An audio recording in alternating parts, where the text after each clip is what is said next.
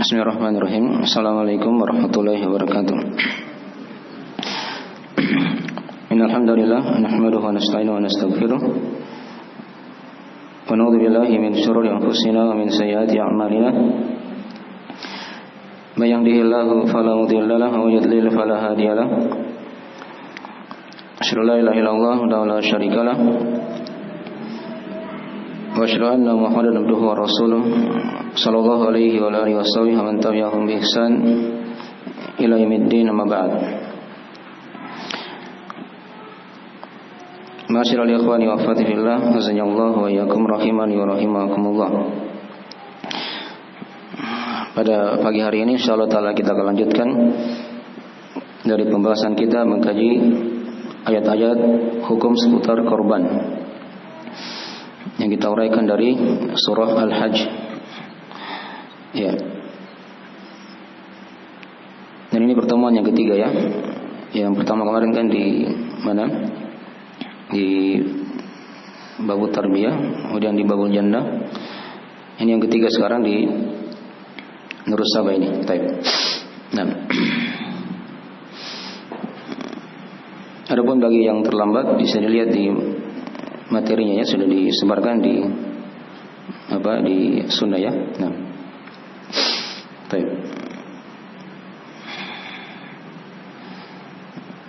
Ya, ayat yang sudah kita baca di pertemuan kedua kemarin hanya belum kita sempurnakan ya dari faedah ayat. Itu penjelasan tentang syarat-syarat penyembelihan hewan kurban.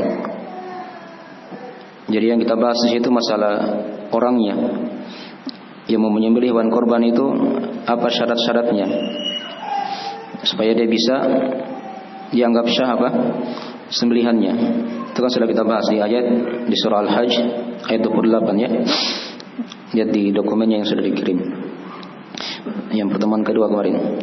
Liyashhadu manafi'a lahum wa yadhkuru ismallahi fi ayyamin ma'lumat ala ma razaqahum min bahimatil an'am.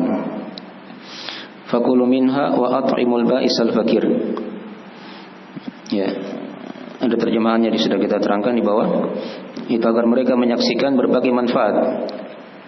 Nah, untuk mereka wa yadhkuru ismallah, dan agar mereka menyebut nama Allah. Dari hikmah ya, penyembelihan korban itu agar mereka menyaksikan manfaat-manfaat. Walaupun ini ada penafsiran yang lain. Ada yang mengatakan juga pada masalah haji, ya ada manfaat juga di situ dari manfaat dunia dan agama. Ya, tapi di hewan korban juga ada manfaat. Ya. Dan nanti kita akan baca kembali di ayat yang ke-32 dan 33 yang akan kita bahas. Ya. Baik. Lihat dikatakan situ wayat kurusmaullah, agar mereka menyebut nama Allah. Fi ayyamin ma'lumat, pada hari-hari yang telah dimaklumi. Ya, sudah diterangkan ya, menyebut nama Allah di situ ketika dia menyembelih. Dia membaca takbir atau bismillah ya, awalnya kan dibaca bismillah. Itu syarat. Kapan tidak baca bismillah, maka hukum sembelihannya tidak syah. Ya. Kemudian dia bertakbir, itu ada hal yang disunahkan. Ya. Bismillah, Allah Akbar. Dan boleh juga dia ikutkan di situ dari nama-nama keluarganya yang ikut. Jadi kalau dia sembelih sendirinya sapi atau kambing, ya ikutkan ini dari saya, disebut namanya misalnya keluarga saya, ya kemudian dari saya dan keluarga saya begitu. Kalau dia sendiri misalnya kan, ya kalau dia misalnya 7 orang, kalau sapi disebut semua masing-masing orang-orang yang ada di situ. Dan boleh juga dia ikutkan keluarganya, si A misalnya dan keluarganya, si B dan keluarganya. Setelah tadi dia baca bismillah, Allah Akbar begitu kan. Nah, si C sampai 7 orang begitu dan keluarganya masing-masing. Dan dia baca bismillah juga, dia ulangi, tidak ada masalah. Allah Akbar, dia sembelih. Ya. Itu adalah hal yang dibolehkan ya, dia ikutkan dia dan keluarganya di situ. Tapi syaratnya di sini kan hanya diterangkan wayat kurusmaullah, itu yang paling pokok. Disebut nama Allah Subhanahu wa taala. Ya. Baik. Itu yang baca bismillah. Dengan dia membaca apa? Bismillah. Yang sudah kita bahas ya. Ya.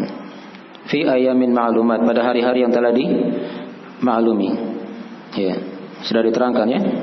Hari-hari dalam masalah ini menyembelih hewan kurban itu pada hari 10 Dzulhijjah sampai 3 hari tasyrik setelahnya. Ya. Walaupun ada ulama yang sudah kita bahas juga menyebut nama Allah di situ bisa mencakup umum. Dari awal Dzulhijjah dia baca takbir, tahmid, tahlil. Nah, ya. Itu nanti ada pembahasan khusus seputar masalah keutamaan bulan Dzulhijjah. Ya. Sunahkan juga dia baca takbir, tahlil dan tahmid. Nah, dari awal tanggal 1 Dzulhijjah. Baik. Itu dari masuk cakupan wa yadhkuru smaullah fi ayyamin ma'lumat. Pada hari-hari yang telah dimaklumi. Ya. Masuk padanya hari Arafah dan tanggal 10 Dzulhijjah serta 3 hari tasyrik. Baik. Sudah kita bahas ya. Kemudian diterangkan ya, alama razaqahum min bahimatil an'am. Pada apa yang Allah beri rezeki kepada mereka dari hewan-hewan ternak. Sudah kita bahas juga. Hewan ternak di sini mencakup 3 jenis hewan. Yaitu apa? Unta, yang kedua sapi, masuk padanya kerbau ya. Yang ketiga apa? Kambing. Ya. Masuk padanya apa? Domba. Ya. Jadi tidak semua hewan ternak. Ya, ada juga hewan ternak yang lain seperti kuda. Kuda kan diternak juga, tapi dia tidak masuk apa? Hewan korban. Nah, jadi yang diternak itu ayam juga kan ada, peternakan ayam. Tapi ayam tidak masuk apa? Hewan korban. Jadi sini hewan ternak yang khusus. Ya, dari 3 jenis yang sudah diterangkan itu kan. Nah, jadi tidak semua hewan ternak itu bisa dijadikan hewan korban ya. Contohnya pada 3 jenis tadi itu. Nah, itu sudah kita bahas. Kemudian dikatakan di akhir ayat, ya, fakulu minha wa at'imul ba'isal fakir. Makalah darinya setelah disembelih disuruh makan di situ. Dari sembelihan tersebut dagingnya, dan juga perintah untuk memberi makan kepada orang-orang yang susah lagi fakir. Ya, ini sudah kita terangkan ya. Di sini terakhir ayat, daging korban dibagi berapa? Disuruh makan dan disuruh makan juga baisal fakir, orang-orang yang fakir. Berarti dibagi berapa daging korbannya? 2, gitu kan? Itu boleh dibagi 2, tidak ada masalah dengan ayat yang sudah kita baca ini. Al-Hajj ayat 28 ini ya. Nah. Dan nanti ada lagi ayat yang lain di surah Al-Hajj, itu dibagi 3. Ya, bisa dia makan, bisa dia sedekahkan kepada orang fakir, dan boleh juga dia hadiahkan pada orang-orang kaya. Ya. Jadi korban itu beda dengan zakat. Ya. Boleh dikasih kepada orang kaya yang mampu. Nanti kita akan lihat ayatnya insyaallah taala di beberapa ayat lagi di surah Al-Hajj. Jadi sudah kita bahas ya di sini. Dan sudah kita bahas juga di pertemuan sebelumnya dari syarat-syarat seorang yang menyembelih itu ada 7 ya, sudah kita terangkan di situ. Nanti dilihat ya. Pertama kan dia baca nama Allah, sebut nama Allah bismillah. Kapan dia tidak baca maka tidak boleh dimakan sembelihannya. Nah, walaupun ada rincian-rincian di situ ya oleh para ulama yang sudah kita bahas. Kemudian yang kedua sudah diterangkan juga, ketika dia menyembelih, dia niatkan untuk Allah sembelihan tersebut. Dibaca nama Allah dan dia niatkan untuk Allah, bukan untuk selain Allah. Kapan dia niatkan pada selain Allah, maka itu bukan sembelihan korban nanti dan tidak halal dimakan. Itu hukumnya kesyirikan, hal yang diharamkan. Yang ketiga sudah diterangkan juga, ketika dia menyembelih dia maksudkan sembelihan tersebut untuk korban gitu ya, bukan untuk makan-makan biasa. Dipahami ya? Dibedakan itu. Karena ini yang menentukan di sini niatnya. Dimaksudkan penghalalan dari sembelihan tersebut agar halal dimakan untuk korban. Kemudian yang keempat sudah dibahas juga, dari syarat orang yang menyembelih dia harus muslim, berakal dan mumayyiz. Ya. Kalau dia orang kafir itu ada pembahasan ya. Dibolehkan kalau dia Yahudi atau Nasrani. Karena makanan ahli kitab sembelihan mereka dihalalkan. Jadi kalau dia selain Yahudi atau Nasrani maka tidak syabah sembelihannya. Itu sudah kita bahas. Kemudian dia berakal, bukan orang gila. Ya, orang gila menyembelih itu tidak dianggap sembelihannya ya. Tidak syah. Karena dia tidak maksudkan. Ya. Dan dia mumayyiz. Mumayyiz ini anak-anak yang sudah bisa membedakan apa? Mana yang baik, mana yang buruk. Itu sudah cukup. Dia menyembelih syah sembelihannya. Ya, kalau dia masih kecil, belum tahu apa-apa, belum bisa, tidak syah sembelihan. Ya. Kemudian yang kelima sudah diterangkan juga dari syarat orang yang menyembelih, dia diizinkan oleh syariat untuk menyembelih. Ya. Artinya dia bukan pencuri. Ya, hewan yang dia sembelih itu bukan hewan curian. Ya, bukan hewan curian. Dari hewan yang disembelih itu. Ya, bukan juga hewan yang ada di tanah haram. Ini kalau masalah ihram ya. Itu kan diharamkan. Dia berburu kalau dia lagi berikhram, berpakaian ihram. Izinkan oleh syariat dia menyembelih. Nah, bukan hewan curian dan juga hewan itu memang dihalalkan untuk disembelih begitu, bukan dari hal yang diharamkan. Dan yang keenam sudah dibahas, dari syarat juga orang yang menyembelih itu ketika dia menyembelih dia alirkan darahnya. Ya, jadi hewan itu ketika disembelih mengalir apa? Darahnya. Itu kan segera sudah dimaklum ya, bagi yang sering potong hewan itu. Dia potong 4 perkara di situ. Ya, kerongkongan, tenggorokan, ya, saluran apa? Nafasnya atau saluran makanannya 2. Yang ketiga dan keempat 2 urat yang besar itu kan di apa? Di sisi dari kerongkongan dan tenggorokan tadi. Nah, kalau sudah terpotong semuanya itu, maka hewannya sudah dianggap syah. Nah, ini kadang ada yang tidak paham juga ya menyembelih. Kalau dia tidak potong sebagian tadi, itu biasanya kadang masih hidup hewannya. Ya, ada kejadian kadang ada sapi yang sudah dipotong masih jalan. Itu karena tidak terpotong semua dari 4 tadi itu. Saluran makanan, saluran apa? Pernafasan dan 2 urat yang besar, yang tebal di sisi tenggorokan dan kerongkongan tadi. Ya sama juga orang potong ayam, tapi ini bukan kurban ya. Kadang ada yang potong ayam tapi setelah dipotong ayamnya masih jalan. Ya. Itu karena ada hal yang belum dipotong tadi itu. Mungkin dari 1 yang tadi 4 tadi itu tidak ada. Paham ya? Jadi diperhatikan. Dan itu mungkin kalau yang biasa potong sudah paham. Ya. Ada saluran nafas, saluran makanan dan 2 urat yang ada di sisi kanan dan kiri yang besar begitu. Paham ya? Itu sudah kita bahas. Kemudian yang ketujuh dari syarat juga seorang yang menyembelih, dia gunakan pisau yang tajam atau parang yang tajam. Ya, jangan dia pakai benda yang tumpul. Itu tidak syah nanti sembelihannya. Sudah kita bahas ya pada pertemuan sebelumnya. Ya. Sekarang kita bahas di pertemuan ini, kita tambahkan kemarin yang belum dibahas sekarang ya, waktu pekan lalu itu, yaitu tentang masalah faedah ayat yang telah kita bahas tadi.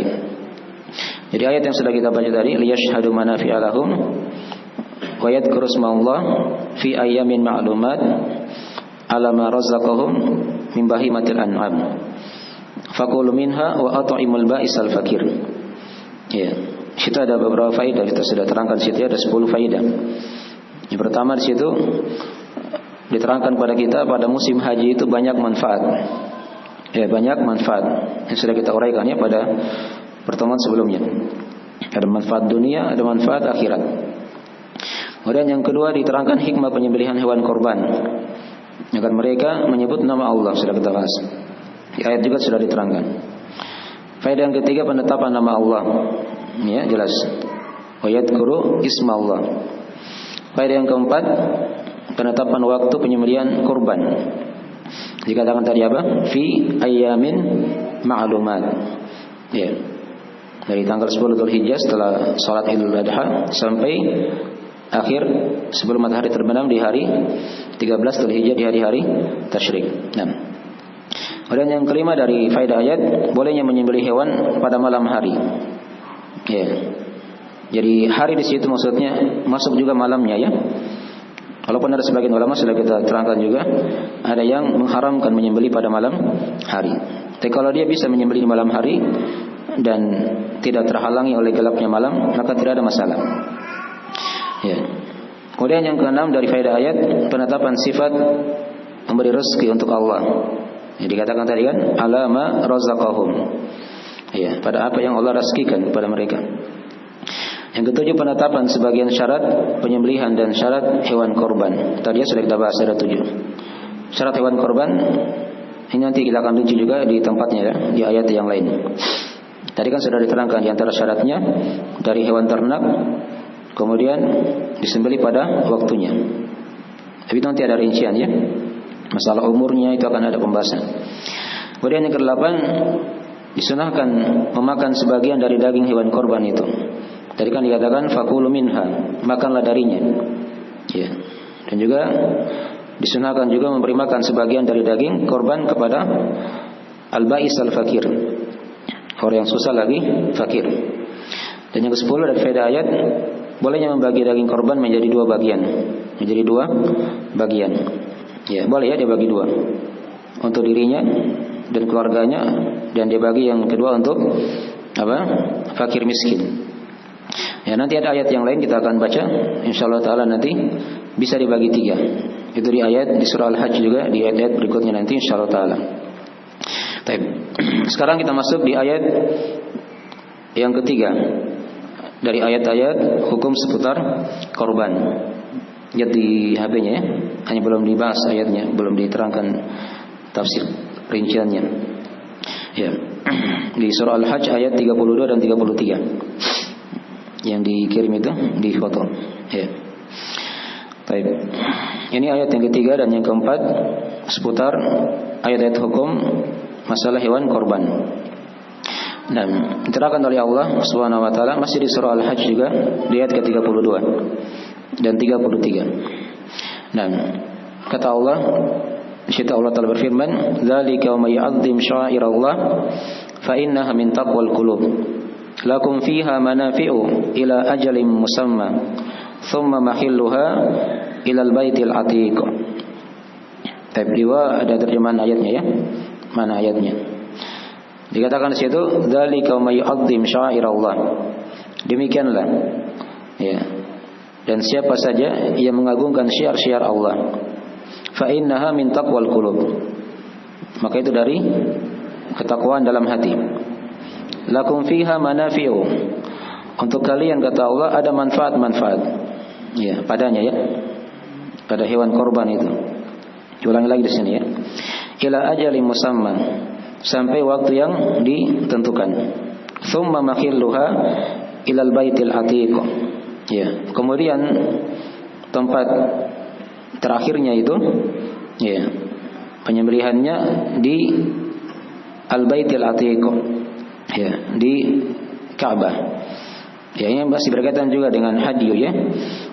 Hewan yang disembelih ketika seorang berhaji. Walaupun juga di sini ada pembahasan masalah kurban. Ya. Tapi kita lihat dari penafsiran ayat ya supaya lebih jelas. Dikatakan dari oleh Allah, dzalika. Ya, demikianlah, itulah. Ini isyarat kepada beberapa perkara sebelumnya dari masalah wajibnya menjauhi rijis. Nanti dibaca ayat sebelumnya ya. Setelah di ayat-ayat 29, 30, 31 itu ada ayat-ayat seputar tauhid di situ. Hanya kita tidak bahas ya, karena dia pembahasannya masalah apa? Masalah tauhid, kesyirikan, ya. Ya. Jadi itu adalah hal yang merupakan perintah Allah. Seorang meninggalkan rijis, ya, penyembahan kepada berhala, perkataan palsu, Ya, dan diterangkan juga ayat-ayat sebelumnya ada penjelasan bahaya kesyirikan. Nah, itu dari mana dzalika? Artinya lihat ayat sebelumnya begitu.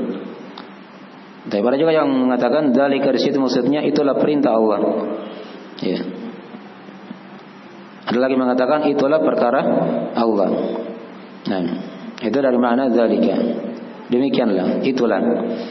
Jadi tadi diperintah untuk menjauhi kesyirikan, berhala, rijis, ya, itu dari perintah Allah Subhanahu wa taala. Nanti lihat di ayat sebelumnya. Baik. Kemudian dikatakan tadi wa may yu'azzim sya'irallah. Dan siapa saja yang mengagungkan syiar-syiar Allah. Ya. Syiar di sini dia jamak dari kata syairah. Dari kata syairah. Nah, syairah itu ya, di sini ada beberapa pendapat ya. Apa yang dimaksud dengan syiar-syiar Allah? Jadi ada mengatakan syiar Allah itu maksudnya onta atau hewan sembelihan yang akan disembelih. Itu masuk dari apa? Dari syiar-syiar Allah. Dan ada juga yang mengatakan di sini syiar-syiar Allah dari kata tadi ya, kalau dia berasal dari kata isyar, berarti dia kembali kepada onta atau sapi atau kambing yang akan disembelih. Itu mana yang pertama dari syiar Allah. Ya. Nah. Kemudian ada juga yang mengatakan dari mana syiar Allah itu kembali kepada manasik haji. Ya. Pembahasan masalah manasik haji. Itu dari syiar-syiar Allah juga yang sangat tampak. Apalagi sekarang ya, itu semakin jelas.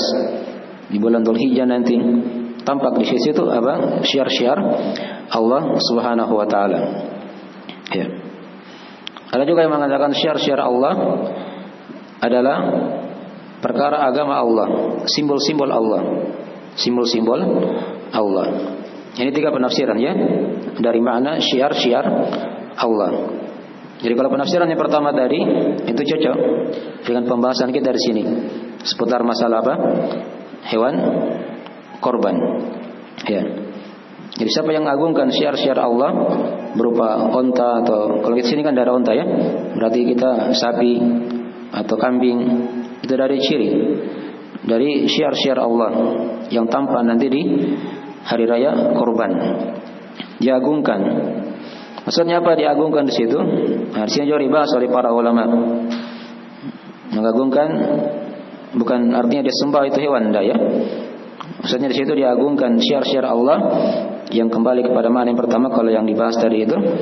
Ya, artinya dia gemukkan hewan tersebut. Ya, diberi makan, dia jaga, ya, jangan sampai dia sakit. Ini bagi siapa yang sudah beli hewannya ya, mungkin dia simpan dulu, ya, di kandang begitu. Nah, dia gemukkan di situ hewan-hewan itu. Nah, itu dari mana dia agungkan syiar-syiar Allah. Dia perbaiki keadaannya, dia jaga, ya, dia perhatikan makanannya, ya. Tapi jangan sampai dia mandikan, tidak boleh dia mandikan ya, karena kambing dah suka apa? Dah suka air, ya. Itu berlebihan kalau dia sudah mandikan. Yang dia jaga itu hanya makanan saja. Dia lihat kondisi kesehatannya dan seterusnya. Bukan dia mandikan itu hewan. Ya. Baik. Itu dari mana mengagungkan syiar-syiar Allah Subhanahu wa taala. Ini kalau kembali kepada apa tadi? Hewan korban. Nah, dipahami ya? Dan ini dari hal yang diamalkan oleh para sahabat. Ya, dari sahabat Nabi SAW. Itu mereka sebelum mereka menyembelih hewan korban, mereka agungkan hewan korban tersebut dalam artian mereka menggemukkannya. Ya, diperhatikan makanannya. Itu diterangkan dalam hadis ya, riwayat Imam Muslim ya. Di sini kita bawakan riwayat Imam Al-Bukhari dari riwayat Imam Al-Bukhari dari Abu Umamah radhiyallahu taala anhu. Ya. Beliau berkata, Abu Umamah Al-Bahili beliau berkata, "Nam kunna nusamminu al-udhiyah bil Madinah. Wa kana al-muslimuna yusammuna Wa kana al-muslimuna ya yusamminuna. Ya. Kata Jabir atau kata Abu Umamah ini, kata beliau, kami itu menggemukkan hewan-hewan korban itu di kota Madinah ketika itu. Dan juga kaum muslimin ketika itu juga mereka menggemukkannya. Ya, mereka juga apa? Menggemukkannya. Dipahami ya? Jadi dari bentuk dari mengagungkan syiar Allah dalam artian dia gemukkan hewan tersebut. Karena semakin gemuk semakin utama. Ya, semakin mahal harganya. Itu kan nanti dibahas ya. Dari sisi apa yang paling utama dari hewan itu. Dari sisi dagingnya misalnya, dari sisi harganya. Ada juga yang ketiga dari sisi warnanya. Itu dibahas. Ada hal-hal yang lebih diutamakan daripada yang lainnya. Dipahami ya? Baik. Jadi dari mana satu dari penafsiran ayat ini ya? Dzalika may yu'azzim syairallah. Kalau dia kembali kepada hewan korban, maka jelas maknanya kayak tadi. Tapi ingat tadi ayat itu ada 3 penafsiran. Dia kadang kembali kepada manasik haji, dan bisa juga kadang kembali kepada simbol-simbol Allah secara umum. Ya, apakah azan, salat, itu dari simbol-simbol Allah juga secara umum. Jelas ayatnya umum. Ya, bisa diarahkan kepada makna umum, bisa diarahkan kepada makna yang khusus. Ya. Jadi siapa saja yang mengagungkan syiar-syiar Allah, maka kata Allah, fa innaha min taqwal qulub. Ya, maka itu dari bentuk ketakwaan dalam hati. Ya. Jadi kalau dia dikatakan fa innaha, sesungguhnya dia, itu kembali kepada disesuaikan dengan penafsiran tadi. Ya. Kalau dia agungkan hewan korban tadi itu dengan cara dia gemukkan, dia jaga, dia perbaiki, ya, kesehatan dan seterusnya, itu dari bentuk ketakwaan dalam hati. Ya, satu penafsirannya. Ada penafsiran yang lain tadi, kalau dia misalnya agungkan syiar Allah secara umum, itu juga dari ciri ketakwaan dalam hati. Kalau dia agungkan manasik haji, itu jadi bentuk juga ketakwaan dalam hati. Jelas ya? Baik. Makin dari makna-makna ayat yang telah kita terangkan tadi ya. Ya, dikembalikan kepada penafsiran yang sudah diterangkan. Nah, fa innaha min taqwal qulub. Ya. Fa innaha min taqwal qulub. Ya. Kemudian dikatakan tadi di ayat setelahnya, lakum fiha manafi'u. Ya. Tapi sebelum kita masuk di ayat yang kedua, di sini kan dikatakan tadi dari ketakwaan dalam hati. Ya, apa itu arti takwa? Sering kita lewati ya, sering kita bahas juga di masalah puasa juga. La'allakum tattaqun kan sudah kita bahas ayatnya.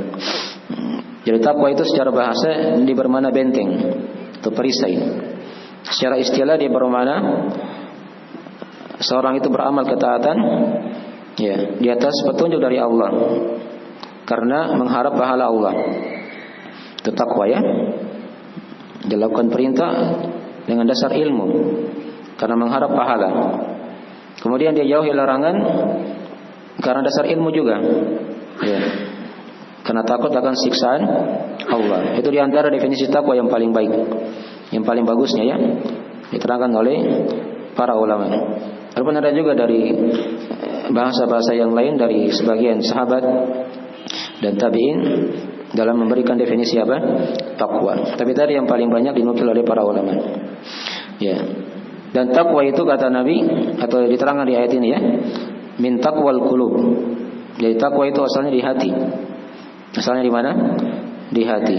Ini mirip dengan hadis Nabi SAW dalam riwayat Imam Muslim dari Abu Hurairah radhiyallahu taala anhu, kata Nabi SAW, at-taqwa hahuna. At-taqwa hahuna. Beliau katakan takwa itu di sini. Beliau tunjuk ke mana? Ke hatinya begitu ya. Karena ini dari situlah asal ketakwaan itu. Ya. Dan hati itu kan dia raja. Ya, dari anggota tubuh ya. Gerakan-gerakan kita ini kan ikut semua ke mana? Hati. Ya, seorang hadir di sini di majelis ilmu, itu kan karena hatinya yang menggerakkan dia kan? Ada keinginan untuk datang belajar. Ya. Walaupun badannya ingin pergi, tapi kalau hatinya tidak mau, dia tidak akan sampai ke majelis ilmu. Ya, segera jelas ya. Jadi hati itu raja. Dia tinggal perintah. Badan itu anggota tubuh, kayak seperti prajuritnya istilahnya. Itulah tadi dikatakan di ayat, fa innaha min taqwal qulub. Ya. Karena itu merupakan ketakwaan dari dalam hati asalnya. Ya. Kemudian dikatakan di ayat setelahnya, ayat ke-33, lakum fiha manafi'u. Untuk kalian ada manfaat ila ajalin musamma. Ya. Nah, dikatakan oleh Allah, untuk kalian pada perkara itu, ya, pada hewan korban misalnya, atau pada manasik haji, atau pada simbol-simbol Allah secara umum, padanya ada manfaat-manfaat. Ya, ada manfaat-manfaat. Ya. Dimaklumi kan kalau hewan korban jelas manfaatnya kan? Ada manfaat dunia, ada manfaat apa? Agama juga di situ. Ya, manfaat agama jelas. Sudah kita bahas di pertemuan yang pertama kan? Dari hikmah keutamaan hewan korban itu. Ada sekitaran 9 atau 10 ya, manfaat situ yang sudah kita bahas. Dari sisi dunia kan jelas, ada daging yang dibagikan, yang dimakan. Ya, seorang bisa akrab dengan yang lainnya karena dia diberi daging dan seterusnya ya. Ada manfaat-manfaat. Ya. Nah, itu kalau dia kembali kepada penafsiran tadi ya, hewan korban. Tapi ingat tadi ayat ini berlaku juga pada umum ayatnya ya. Bisa kembali kepada manasik haji. Ya. Dan sebagian ulama ada yang menafsirkan di situ manfaat-manfaat maksudnya perniagaan dan pasar-pasar. Ya. Ini kalau dia kembali kepada manasik haji ya, sudah kita bahas. Karena di haji itu kan orang selain dia beribadah, di situ ada juga barang dagangan yang mungkin dia jual atau mungkin dia beli kalau dia pembeli. Dari masa dahulu sudah ada seperti itu sampai di masa sekarang. Ya. Bahkan sebagian orang-orang Arab itu kadang mereka bikin pasar-pasar ya dadakan istilahnya. Kalau hari-hari biasa tidak ada pasar di situ. Tapi di musim haji mereka buat pasar. Ya, ada barang dagangan dijual di sekitar apa? Tempat orang berhaji. Ya, itu dibutuhkan kadang. Itu juga dari manfaat-manfaat namanya. Ya, dari manfaat-manfaat. Walaupun manfaat agama kan lebih jelas, lebih besar ya, ketika seorang berhaji. Dan jelas mencakup manfaat dunia dan manfaat agama. Ya, lakum fiha manafi'u. Jadi pada hewan korban itu ada manfaat-manfaat. Ini kalau kita bahas hewan korban ya. Nah, ila ajalin musamma, sampai waktu yang telah ditentukan. Ini juga ada penafsiran-penafsiran ya. Kalau dia kembali kepada hewan korban, maksudnya di sini ada dua penafsiran di kalangan ulama. Ya, sampai waktu yang ditentukan maksudnya sampai kapan? Jadi ada yang mengatakan sampai hewan korban itu ditakyin. Ya, ditakyin. Apa itu arti ditakyin? Ditakyin maksudnya itu dia dipastikan. Ya, dia bilang misalnya ini hewan korban. Ya. Nah, kalau dia sudah bilang ini hewan korban, maka di situ nanti ada hal-hal yang berjalan di belakangnya. Ya, dibahas oleh para ulama. Ya, itu namanya ditakyin. Atau boleh juga dia takyin dengan cara dia lukai. Ya, kalau di masa dahulu itu onta dia lukai sedikit di punuknya begitu, sehingga keluar darah, diberi tanda di situ. Ini onta sudah diniatkan untuk apa? Hewan korban. Ya, kalau di sini kita pakai apa kadang? Kadang dicet, gitu ya? Atau apa pakai apa? Dipilox. Ada kadang warna putih itu, lihat di sapi. Itu namanya ditakyin juga namanya. Sudah dikasih tanda begitu ya. Ini hewan korban. Ada hukum di situ, tidak boleh diapa-apakan lagi. Dipahami ya? Itu makna yang pertama ya. Ila ajalin musamma, sampai pada waktu yang telah ditentukan. Nah, pendapat yang kedua dia mengatakan sampai pada waktu yang ditentukan, maksudnya di situ sampai dia disembelih. Sampai dia apa? Disembelih. Ya. Ini ada dua makna di sini ya. Kadang dari kita pahami dua ini, di sini ada mana-mana yang ulama di situ silang pendapat. Ya. Nah, jadi kalau dia dikatakan tadi di mana yang pertama, sampai dia ditakyin, ditentukan dia ini hewan korban misalnya, ya. Nah, itu menurut pendapat ulama Ya, sebagian ulama ada yang mengatakan kalau sudah dia ditakyin, maka ada yang berpendapat di situ tidak boleh dia ditunggangi lagi.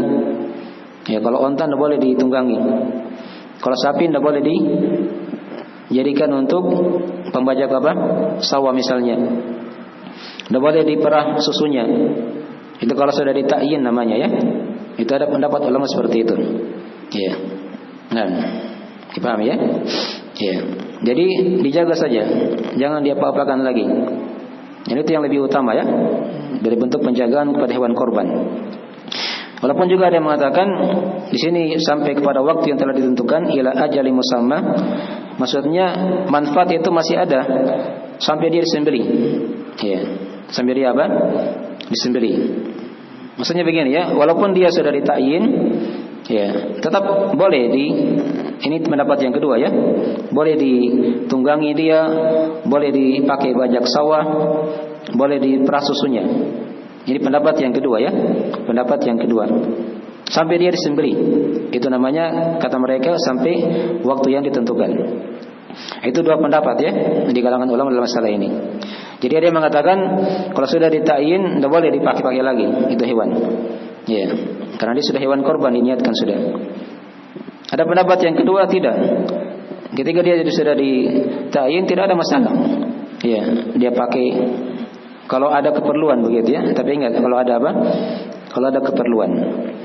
Ya, itu semua ada dalilnya ya dalam agama kita. Diterangkan dalam hadis-hadis Nabi SAW. Dua pendapat itu ada dua pendapat. Nabi itu pernah melihat salah seorang sahabat sedang menyeret ontanya begitu. Ya. Nabi perintah dia, naiklah ke unta itu. Dosa kamu seret, kamu tarik. Kata sahabat ini hewan korban ya Rasulullah. Kata Nabi, naiklah di atasnya. Ya. Kata dia lagi, ini hewan korban. Kata Nabi, naiklah di atasnya. Irkabha. Ya. Dan di kali yang ketiga beliau katakan, wailak, celaka kamu. Ya. Ini kata para ulama, walaupun dia sudah diniatkan hewan korban, dan maka tidak ada masalah dinaiki dia, ditunggangi kalau dia onta ya. Dan ya, kalau dia diperlukan, kalau dia apa? Diperlukan. Yang tidak boleh itu kalau dia dipaksa kerja misalnya, sehingga hewan korbannya sakit. Ini kadang bisa berbuntut nanti di belakangnya hal-hal yang lain lagi. Dia bisa ganti nanti pakai hewan yang lain dan seterusnya. Dipahami ya? Tapi kalau dia ingin selamatnya lebih hati-hatinya di situ seperti tadi. Kalau dia sudah ditakyin, dikatakan ini hewan korban, dia jaga saja. Ya, jangan dia pakai lagi untuk yang lain. Walaupun sebagian ulama tadi ada yang membolehkan. Ada yang apa? Membolehkan, boleh tetap dipakai. Ya, sampai disembelih. Karena ila ajali musamma tadi itu ada dua penafsiran.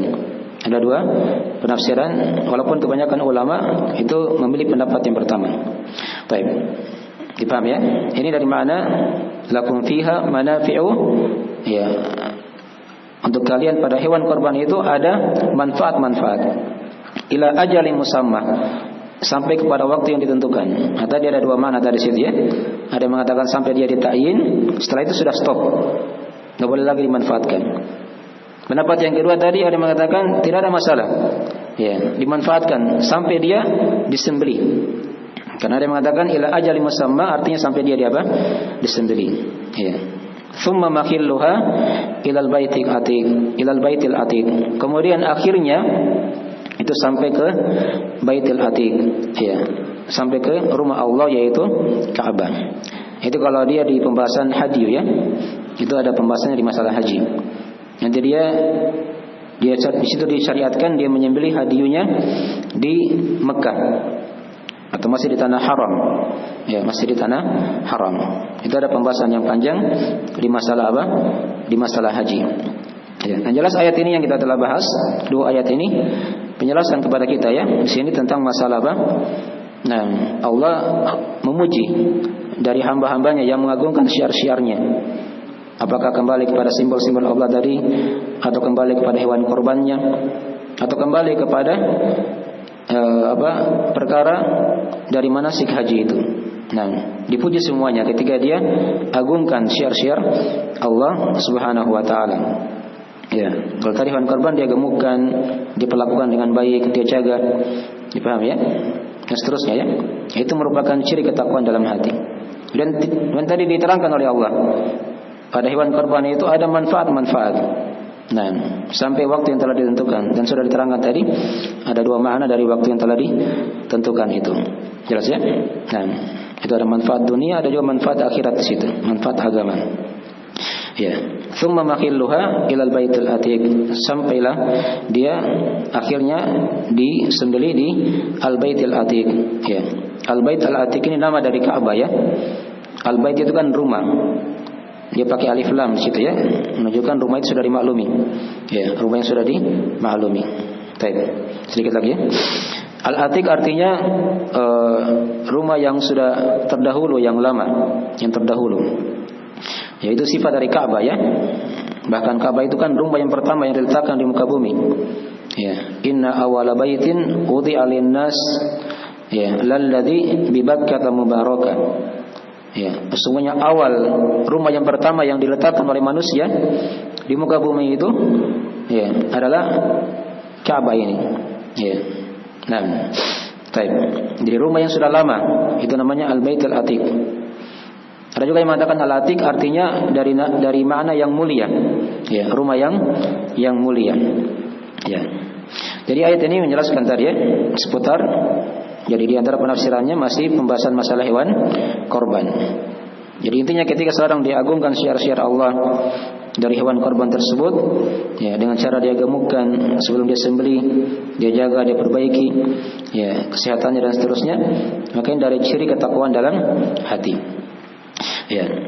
Jadi dari sini dibahas juga oleh para ulama itu masalah seputar hewan korban yang paling utama itu yang bagaimana, yang menambah keutamaannya. Jadi tadi sudah diterangkan ya dari sisi gemuknya dia. Jadi semakin dia gemuk, hewan korbannya itu yang paling utama daripada hewan yang kurus. Daripada hewan yang apa?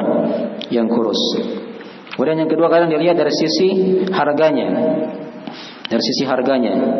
Semakin mahal dia, itu semakin apa? Semakin utama. Ya. Mana yang lebih utama? Menyembelih sapi 7 orang atau menyembelih kambing sendiri? Hah? Mana yang lebih utama? Hah? Dia menjadi kambing sendiri. Itu lebih utama daripada dia menyembelih berserikat 7 orang apa? Sapi. Karena kenapa? Lebih mahal harga kambing sendiri daripada dia berserikat 7 orang. Ya, kan begitu kan? Kambing sekarang berapa satu ekor? 2 lebih kan? Kalau ada yang 3. Kalau diberserikat sapi 2 saja 2 juta. Lebih mahal, itu lebih utama. Itu dilihat juga dari sisi keutamaannya. Nah, dilihat dari sisi gemuknya, dari sisi harganya. Kadang yang ketiga dari sisi apanya? Warnanya. Itu juga dibahas oleh para ulama. Dari sisi warnanya. Iya. Jadi kalau diterangkan di hadis itu Nabi menyembelih kambing yang berwarna amlahaini, akranaini, yang berwarna putih. Itu kalau ada ya. Ada sapi yang berwarna putih. Itu yang paling bagus. Iya. Tapi jarang ya sapi putih. Ada tidak? Ada ya, ada. Tapi jarang. Ya, kebanyakannya itu coklat. Ya. Nah, itu urutan warna ya diperhatikan juga kadang dibahas oleh para ulama. Ya. Kemudian yang kedua juga dari sisi apanya lagi? Warna yang kedua yang lebih utama itu dia berwarna kemerah-merahan. Putih tapi bercampur dengan apa? Dengan merah. Mungkin kita sekarang anggaplah yang coklat. Ya. Dan warna yang ketiga yang lebih dibawa lagi yaitu dia berwarna hitam. Berwarna apa? Hitam. Jadi kalau ada kambing warna putih atau bercampur dengan hitam, sedikit hitamnya itu lebih utama daripada kambing yang apa? Coklat atau hitam. Itu dibahas ya di hadis-hadis, hanya saya tidak sebutkannya karena meringkas waktu di sini. Baik. Itu diantara kriteria-kriteria diterangkannya seputar masalah yang lebih utama. Baik. Mungkin dari sebagian pembahasan-pembahasan yang kita bisa terangkan di ayat ini. Masalah hidayat nanti kita akan bahas insyaallah taala nanti di masjid yang lain ya. Ini agak panjang pembahasannya. Baik, sekarang itu dulu. Ada yang ditanyakan dari pelajaran? Kita tanya jawab.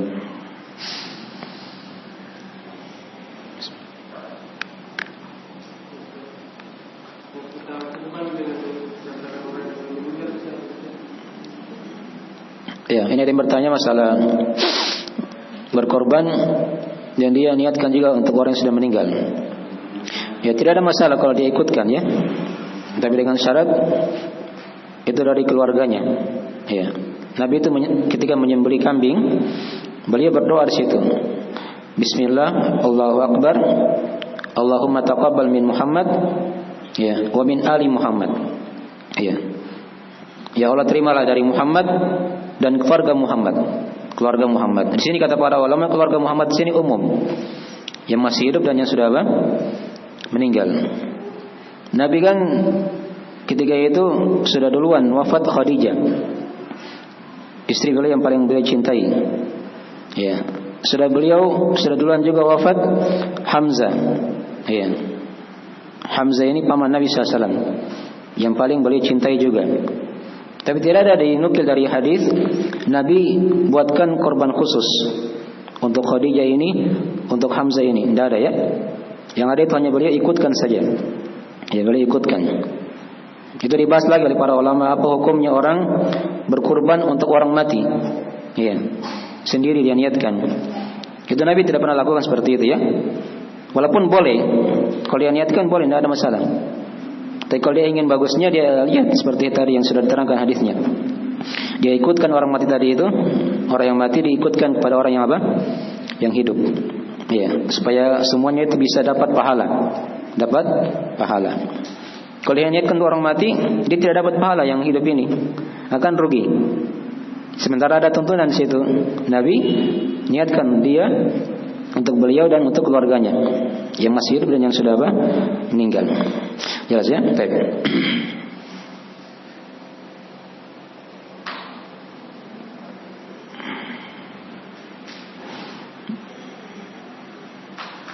Jadi kalau dia berserikat 7 orang misalnya sapi, ya, tidak ada masalah dia niatkan di situ juga. Ini untuk si A misalnya dan keluarganya si A yang masih hidup ataupun yang sudah apa? Meninggal. Diikutkan semua masing-masing 7 orang tadi, itu tidak ada masalah. Kalau dia berserikat ya sapi. Ya, baik.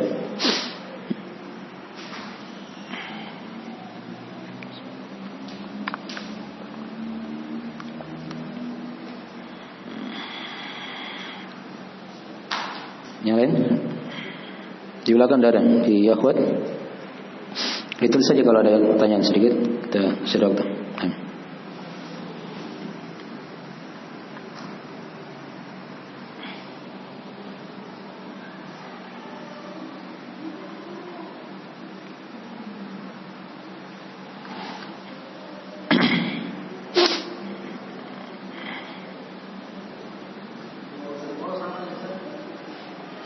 Kerbau, iya sama dengan sapi, dia diikutkan, sejenisnya kan, sama dengan sapi.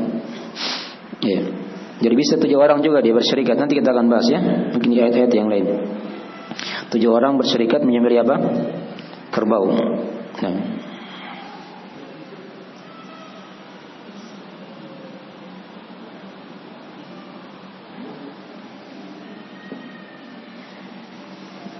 Ayo silakan.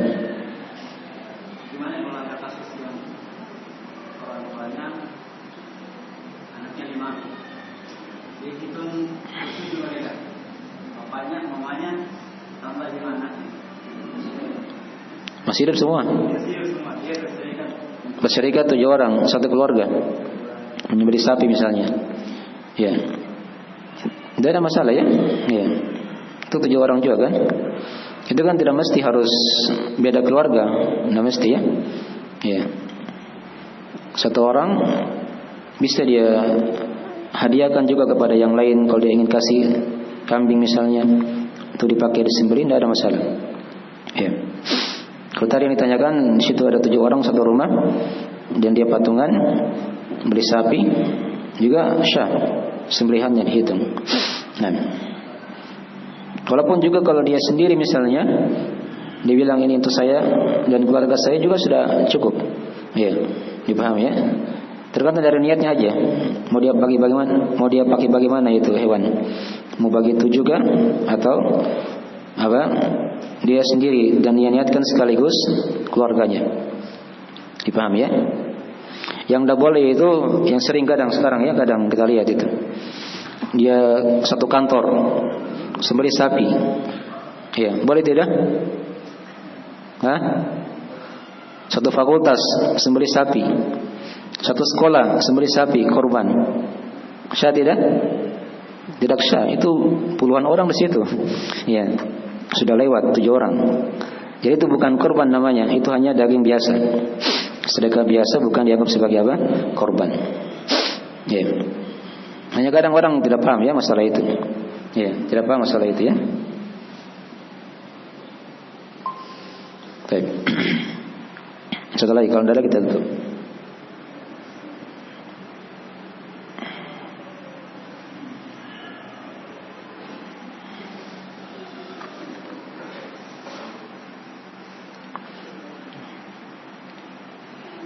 Ini masih banyak pembahasannya, belum kita selesaikan semua ya. Masih banyak masalah-masalah yang lain. Masalah tukang potong, itu ada pembahasan juga khusus. Iya. Kita sering tanyakan juga dong, tukang potong itu dikasih apanya? Ya. Itu ada hadis ya. Kalau dia dikasih dagingnya, itu dirinci ya. Kalau dia memang tukang potongnya digaji khusus, memang dia dipanggil khusus, bukan dari teman-teman kita misalnya begitu ya, maka itu tidak boleh dikasih dari bagian apa? Korban itu. Dia digaji pakai yang lain, apakah pakai uang kah atau barang yang lain. Jadi kalau dia misalnya tukang potongnya dari kita, sama-sama kita, hanya dia bantu saja potong, itu tidak ada masalah. Ya, itu lain lagi pembahasannya. Baik, tidak ada masalah dikasih dari daging itu. Jelas ya? Itu dirinci ya masalah itu tukang potong. Itu sering kadang muncul juga di pembahasan, ditanyakan di masyarakat. Ya, baik, sekiranya itu dulu ya dari akhir majelis. Nanti kita sambung lagi di Qabul Jannah. Masih ada? Baik. Ayo. Pembagian daging kurban itu kan selain konsumsi sendiri, dihadiahkan dan diberikan oleh fakir miskin. Termasuk di dalamnya di luar dari agama Islam seperti Nasrani atau. Tapi apakah boleh daging kurban diberikan kepada orang kafir misalnya, Yahudi atau Nasrani atau agama yang lain? Ya, tidak ada masalah ya. Tidak ada masalah. Itu kan masuk di masalah tadi dihadiahkan. Ya, hadiah ya. Nah, apalagi kalau misalnya itu orang bisa diajak kepada Islam, di hatinya ditarik begitu ya, agar dia tertarik pada Islam, maka tidak ada masalah diberikan kepada apa? Orang kafir sebagiannya. Nah, ada hikmah di situ kadang yang lain. Baik, itu difatwakan juga oleh para ulama kita ya di masa kini. Nah, jadi dia beda dengan zakat ya, beda. Itu sudah kita ingatkan tadi ya. Daging itu beda dengan zakat. Nah, dia ada keluasan kalau daging kurban. Bisa dimakan, bisa dihadiahkan, bisa juga diberikan sedekah pada orang yang tidak mampu. Baik. Ya, segera itu dulu dari akhir majelis. Semoga manfaatnya. Bila ada kurang mohon dimaafkan.